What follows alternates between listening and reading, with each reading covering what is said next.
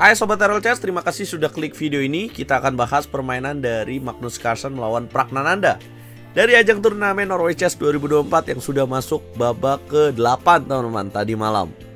Teman-teman, di pertemuan pertama Magnus Carlsen dikalahkan oleh Praggnanandha Ramesbabu. Kali ini, mampukah Magnus Carlsen membalas kekalahan dari Praggnanandha? Yap, dan ternyata pertandingan di babak catur klasik berakhir miss. Artinya Praggnanandha luar biasa nih. Dari babak catur klasik dia nggak kalah 2 game dari Magnus Carlsen, dan pertandingan harus dilanjutkan di babak Armageddon game. Seperti apa gamenya? Putih Magnus Carlsen waktunya 10 menit, Praggnanandha 7 menit. Nah, karena Praggnanandha waktunya lebih sedikit, kalau game ini berakhir remis, maka yang dianggap menang adalah Praggnanandha Ramesbabu. Ya, jadi kayak sistem penalti dalam sepak bola guys. Harus ada pemenangnya di Norway Chess 2024 ini setiap babaknya. Magnus Carlsen memulai dengan langkah pion D4, dijawab kuda ke petak F6, dan London System digunakan oleh Magnus Carlsen di Armageddon game. Hitam D5, putih E3, hitam gajah F5, Magnus Carlsen mainkan langkah C4. Kemudian hitam E6, putih kuda C3, hitam gajah D6, putih melakukan pertukaran gajah, dimakan lagi oleh menteri, dan kemudian menteri putih keluar ke petak B3, mengancam pion B7. Hitam merespon taktis dengan B6, kemudian putih kuda F3, hitam lakukan rokade, putih gajah E2, hitam melakukan pertukaran pada petak C4. Magnus Carlsen memukul balik pion dengan menteri dan ada ancaman kuda B5 kali ini. Hitam langsung mencegah dengan langkah A6. Nah, kalau 10 langkah awal ini kira-kira siapa yang unggul sih? Nah, kalau lihat dari permainannya ya, setelah pertukaran pion C4, jelas putih mendapatkan keuntungan karena memiliki jalur C, teman-teman. Ya, dan juga menekan pion C7. Jadi udah kelihatan banget nih tekanan pada petak C7. Selanjutnya, apa yang harus dilakukan oleh putih? Ya, mungkin akan manfaatkan tekanan ini dengan benteng C1 dan menekan pion C7. Magnus Carlsen melanjutkan dengan langkah mengamankan raja terlebih dahulu. Kemudian hitam kuda B ke petak D7, Magnus Carlsen benteng F ke petak D1, kemudian hitam B5, Magnus menteri B3, hitam langsung menghilangkan kelemahan dengan C5. Kemudian Magnus pukul pion C5, hitam sikat kembali dengan menteri, putih kuda D4. Gajah di petak F5 diancam oleh kuda, gajah mundur ke petak G6, dan putih lanjutkan dengan gajah F3, mengancam benteng, benteng naik ke petak A7. Kemudian Magnus lanjutkan dengan benteng A ke petak C1. Jelas enak buat putih ya. Apalagi bentengnya sekarang petak A7. Ya, Magnus Carlsen mempersiapkan ancaman discover attack dengan benteng ke petak A C1. Ini nih discover attack ya. Kalau kudanya nggak ada, bentengnya langsung mengancam menteri. Jadi kudanya akan melakukan pertukaran pada petak B5, mengancam nilai yang lebih rendah daripada menteri. Tapi ada ancaman juga benteng mengancam menteri. Itulah yang disebut dengan teknik discover attack. Hitam jelas memindahkan menteri ke petak G5. Kemudian putih lanjutkan dengan kuda C6 masuk, hitam kuda E5. Boom. Ya, diancam benteng, bukannya kabur malah menawarkan pertukaran, tapi juga mengancam gajah pada petak F3. Kalau putih terpancing, kuda makan benteng, apa yang akan terjadi teman-teman?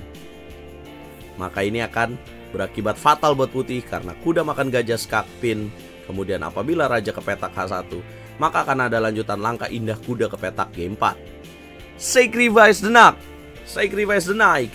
Teman-teman, kalau misalkan dimakan kuda di petak F3, akan berujung skakmat pada petak F2. Ya, kalau putih menjaga lagi bang dengan benteng F1, akan ada lagi kuda makan H2.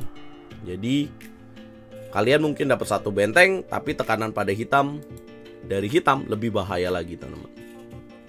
Magnus Carlsen pasti melihat itu cepat. Ya, dia lebih pilih kuda makan kuda.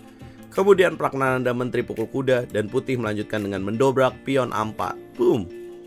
Hitam sikat pion A4, putih menteri B6 masuk, hitam menteri B8, kemudian putih kuda makan A4. Hitam menjalankan langkah membuka luv atau membuka nafas bagi raja dengan H6, putih gajah E2, hitam kuda D5, putih menteri D4, hitam A5. Wah, jadi kelihatan seimbang lagi ya. Kira-kira gimana menangnya nih? Langkah ke-25, putih mainkan kuda masuk ke petak C5, hitam menteri B6, putih gajah F3, hitam benteng B8. Ya, menurut saya ini adalah key momennya ya. Setelah gajah F3, benteng B8, Magnus Carlsen melakukan pertukaran gajah dan kuda, membuat pion hitam ada di petak D5. Ya, dan sepertinya Magnus Carlsen ingin membuat lemah di sini nih dengan terjadinya pertukaran pada petak D5. Dia melanjutkan dengan jalan pion B3, kemudian benteng C7. Dan bisakah kalian tebak langkah brilian yang akan dimainkan oleh Magnus Carlsen setelah langkah benteng C7, teman-teman? Magnus Carlsen menjalankan langkah epik, yaitu jalan kuda E6. Boom. Ya, apa yang dilakukan oleh kuda E6? Apa tujuan dari kuda E6? Kuda E6 memiliki tujuan menteri makan G7 skakmat. Selain itu menawarkan pertukaran menteri dan ada juga pertukaran benteng. Tapi kalau di sini hitam respon dengan menteri makan kuda, bentengnya akan hilang. Kalau pion makan kuda, maka akan terjadi pertukaran menteri dahulu, kemudian bentengnya akan hilang di petak C7. Nah, jadi apa yang harus dilakukan oleh hitam? Ya harus melakukan pertukaran menteri. Kemudian putih sikat pakai kuda, hitam benteng BC8, putih menolak pertukaran satu benteng dengan benteng ke petak A1. Kemudian langkah salah dimainkan oleh hitam dengan gajah C2. Dan kemudian benteng ke petak C1 dianggap melewatkan taktik. Harusnya benteng F1 aja katanya. Tapi apa ya bedanya? Kalau misalkan benteng C1 kemudian diancam lagi, ya masih bingung juga sebenarnya. Ya, tapi kira-kira langkah gajah C2 itu kayak dianggap oleh engine itu dianggap sebagai langkah yang wasting move, kayak buang langkah gitu. Ngapain orang nggak bisa makan B3 juga gitu, makanya dianggap salah. Benteng DC1, kemudian gajah D3, ya dianggap melewatkan taktik. Langkah lain lebih bagus benteng C5, ya langsung menjaga. Tapi Prak sepertinya ingin melakukan pertukaran benteng, jadi langsung dimakan. Nah, selain melakukan pertukaran benteng lebih bagus, menurut analisa lebih bagus benteng ke petak E1, teman-teman. Kenapa ya? Kenapa lebih bagus untuk menjaga dua benteng daripada harus melakukan pertukaran benteng? Karena supaya ada powernya aja, lebih berpower gitu putihnya. Ya, putih belum bisa makan pion di petak A5 karena ada ancaman back rank checkmate. Jadi harus mainkan langkah F3, hitam benteng C5, raja naik putih, dan kemudian permainan menuju endgame dengan Magnus Carlsen memindahkan raja terlebih dahulu dan menawarkan kembali pertukaran benteng. Kenapa Magnus mau? Ya karena kalau sebagai pemain hitam dengan endgame seperti ini ya hanya menjaga aja nih. Ya, dan terjadi pertukaran pion pada petak A4. Benar-benar ini juga susah sebenarnya menang dengan teknik seperti ini. Tapi karena ini Armageddon game dan kalian bisa lihat faktor waktu menjadi pengaruh buat Pragnananda. Ini seperti balas dendam Magnus Carlsen kemarin ya melawan Hikaru Nakamura. Catur menang tapi waktunya habis. Nah, inilah yang membuat dia menang ya.